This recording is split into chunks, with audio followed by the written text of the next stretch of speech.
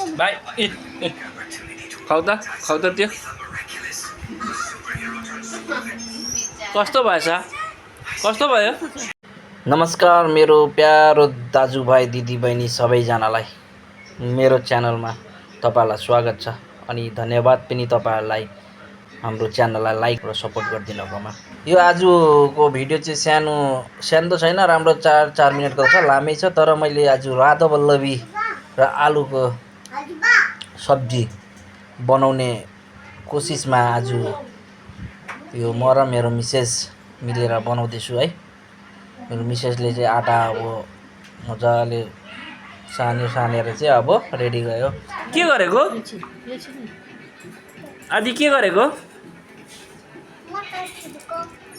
ए मटर छिल्देको। भाइले मटर छिल्नुमा धेरै सहयोग गर्दियो है। अब यहाँ काटेको टमाटरलाई चाहिँ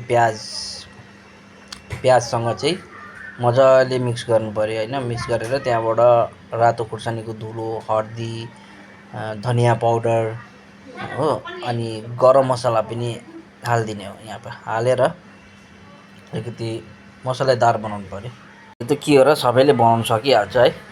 यो त छोडिदिउँ। अब तपाईहरुलाई म एउटा गाउँ खाने कथा सोध्छु ल, के हो भन्नुस् ल, जवाब दिनुस् ल, त्यसको कमेन्ट गरेर भन्नुस् ल। न मुख छ न त जिब्रो तर सधैँ बोलिरहन्छ, के हो यसलाई कमेन्ट गरेर भन्नुस् ल। यो चाहिँ हल्का मटरलाई पेस्ट गरिदिएको नि मिक्सरमा हुन्छ। पेस्ट चाहिँ गिलो हुनु हुँदैन, गिलो भयो भने फेरि फाट्छ। अनि तेलमा चाहिँ मैले सोप, जिरा अनि यो हिङ हालेर चाहिँ अलिकति हल्का फ्लेभर लाउनलाई चाहिँ गरम तेलमा हालेर चाहिँ डढ्नु चाहिँ भएन, जल्नु चाहिँ भएन। जल्यो भने फेरि मजा आउँदैन क्या। अब उसिनेको मटरलाई चाहिँ हालेर चाहिँ यसलाई मजाले पकाउनु पर्छ। अनि सुक्खा नहुँदासम्म चाहिँ मजाले पकायो। अलिकति टाइम लाग्छ हैन, अलिकति टाइम लागे पनि मिठो खानु पर्यो नि, जाने पनि नजाने पनि, तर मिठो चाहिँ होस्। अब यति भएपछि त्यहाँबाट जिरा पाउडर अनि तपाईको गरम मसला पाउडर। यो गरम मसला अझै हातले बनाएको चाहिँ मिठो हुन्छ, तर यो ठिकै छ। तर पनि अब बजारको 5 रुपैयाँ गोटा 10 रुपैयाँ गोटा लिएर आएर हाल्दै के गर्नु। अब इमर्जेन्सीमा अदुवा लसुनको पेस्ट हालिदिनु पर्छ है। अनि माथिबाट गरम मसला हालिदियो। आफूले बनाएको चाहिँ राम्रो। अब यति हालिसकेर चाहिँ अझै मजाले पकाउनु पर्यो। अच्छा अझै एउटा तपाईहरुलाई सोध्छु ल। एउटा यस्तो चिज काटे पनि बढ्छ, बढे पनि दुख्दैन, के होला? कमेन्टमा लेख्नुस् ल। यो दुईटा चाहिँ कमेन्टमा लेखेर भन्नुस् त।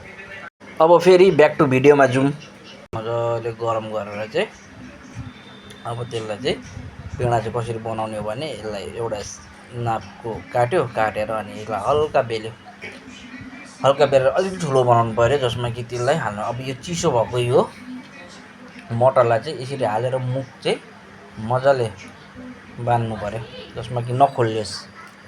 अनि गरेर चाहिँ हल्का यसलाई प्रेस गरेर चाहिँ पुरी बनाउनु पर्यो, हल्का रोटी जस्तो।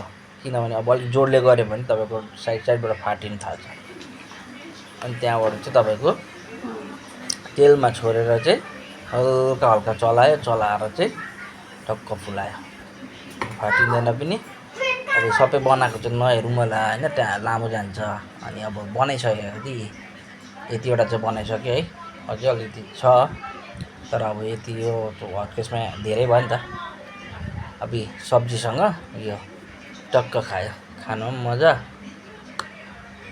अब खाएपछि चाल पाउँछ कस्तो के मजा आयो कि आएन है, मिठो भयो कि भएन। अब हेरौँ।